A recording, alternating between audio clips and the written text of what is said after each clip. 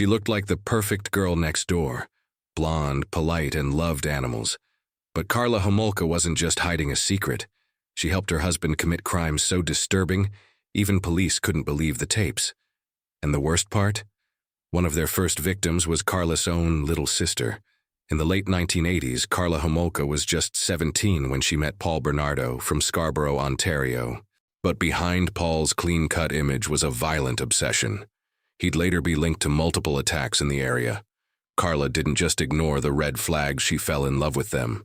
And what started as a toxic romance quickly escalated into something no one could have predicted. Their first victim was Karla's own younger sister, Tammy, who was just 15. Karla stole sedatives from her job at a vet clinic and gave them to Paul as a gift. On Christmas Eve 1990, they drugged Tammy during a family gathering while her parents were upstairs. She didn't survive, the official story. A tragic accident. But it wasn't, and the tapes showed just how horrifying the truth really was.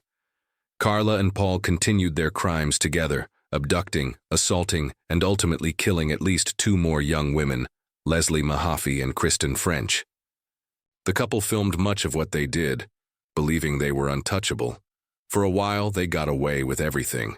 But in 1993, Karla left Paul after he assaulted her. She showed up at a hospital bruised, and that's when police started asking questions. Around the same time, Paul was being investigated in connection to a string of unsolved assaults in the Scarborough area. His DNA had been collected 2 years earlier, but due to a backlog, it hadn't been tested.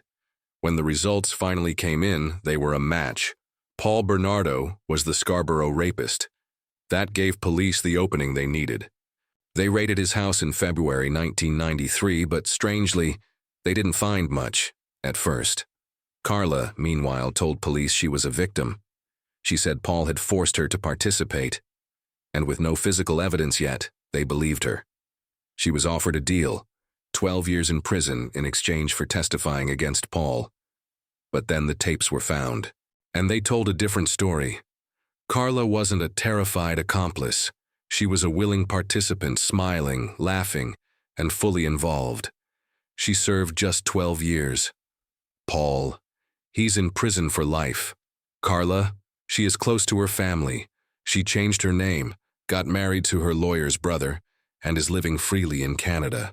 Today, somewhere in a quiet neighborhood, Karla Homolka may be living a perfectly normal life, smiling at strangers, volunteering at school, all while hiding one of the darkest pasts in Canadian history. Thank you for watching. Please like, share, and subscribe.